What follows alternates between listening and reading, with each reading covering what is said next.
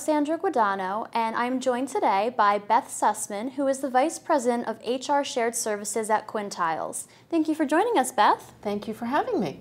Beth is here to tell us a little bit about what it's like running a mature global HR Shared Services center. But before we launch into that, Beth, can you tell us a little bit of background about yourself?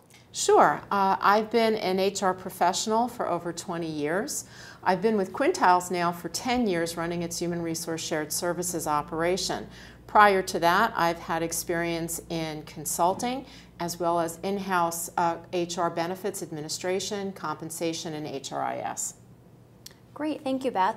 So you have a mature shared services center at Quintiles with a very long history. Can you please share a little bit about your story, including how it was implemented and what functions you currently use it for? Sure. Well, obviously, for having the center up and running now for a decade, we've certainly evolved over time. And when we first started out, we were targeting really just to support the two largest employee populations. That was in the United States and the UK. We were very highly focused on administration, generally data maintenance, pretty much looking at what we could do in terms of trying to make sure that we had information or employee data that was useful and could be deployed for other reasons.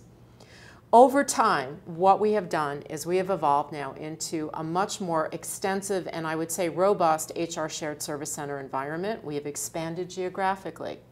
We are now supporting our entire company.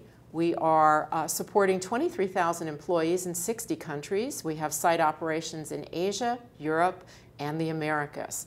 We do everything that goes into HR today, whether that be learning and development support.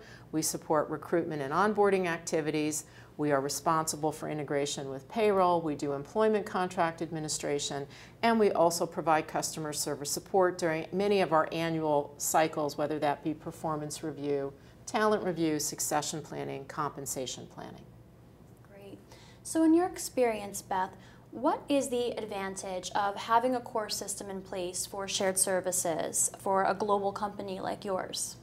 Well, one of the things that I think is unique about what we did was we focused in the early years on ensuring that we had a single global human resource information system or platform. We quickly expedited the rollout of that platform around the globe. What that did in effect was it established a foundation by which we could then rapidly move forward to begin support in other areas. We do leverage technology extensively. We have the single human resource information system, which is now actually feeding information and receiving information back from several SaaS solutions that are best of breed that meet the particular needs of Quintiles programs and policies. So it's been a very effective platform for us and something that I highly recommend to other companies that are pursuing human resource shared services to build your infrastructure first. So what are some of the most notable challenges that you might still be facing today? Well, actually for me and my team, what's a challenge for us is that the demand has significantly increased for our support. We're delighted about that. However, we do again continue to have to grapple with what are the true significant priorities. What's assisting me is that I am a member of our senior HR leadership team. And so I get to collaborate and work very closely with these individuals in terms of partnering and identifying the opportunities that are best suited to move to shared services. So you did mention that you're using a best-of-breed approach, and having this kind of system means that you have to choose your vendors carefully and also manage them very closely. So why have you been successful in doing that at Quintiles? I think one thing that we began to do is that we have a rather robust process by which we evaluate vendors and solutions. We've looked to targeting having shorter-term contracts with vendors. What that does for us, particularly in the technology space, is because the technology so rapidly changes, it gives us the ability to reassess very frequently what's happening in terms of how the vendors have progressed or what new technologies or new functionality they've enabled. So where we have gone with best of breed, we are also seeing that some of the vendors we use have actually caught up in certain other areas. So we balance now still the best of breed approach, but we are looking also at the same time to see where we can merge or have a vendor produce or support more than one function for us. Right. So speaking of relationships, how did you go about staffing your shared services center, and what attributes are the most important that you look for when you're staffing? So again, I would say looking back now, retro, in terms of what's gone on over 10 years, where we started from to where we are today, the skill sets have changed. Many times you'll see shared service centers are initially starting out with a very heavy emphasis on, I would say, administrative efforts. You may have people that you are looking at then at that point who may have some general HR background. Depending on the level of customer service, you're looking at people with good customer service skills. Where you might eventually want to get to, however, and what we emphasize now in terms of skill set, is we are looking for people that, again, continue to be very detail-oriented. We also, however, need people now that have good analytical skills.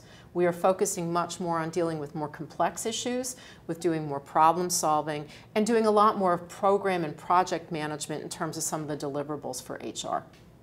Great. So going back to the beginning of your story again, what did it take to get senior level buy-in at the very first stages, and what did they see in the value of this transition? I think what was most important was our being able to create a linkage beyond just what it meant from a cost efficiency perspective to establish a shared service center, to tie what the work is that was being done to the actual profitability of the company overall. So an example I would give to you is the work that we have done in terms of how we use the tools and the shared service center team support to, in effect, have a very positive impact on retention rates. So we were able to show proof that by the use of the tools and our providing the customer service support and the system administrator support, we were able to positively impact retention. And retention, frankly, is something that most companies care about. It is one of the most costly expenditures if you have high turnover. So it certainly sounds like the business case has been validated and continues to remain strong.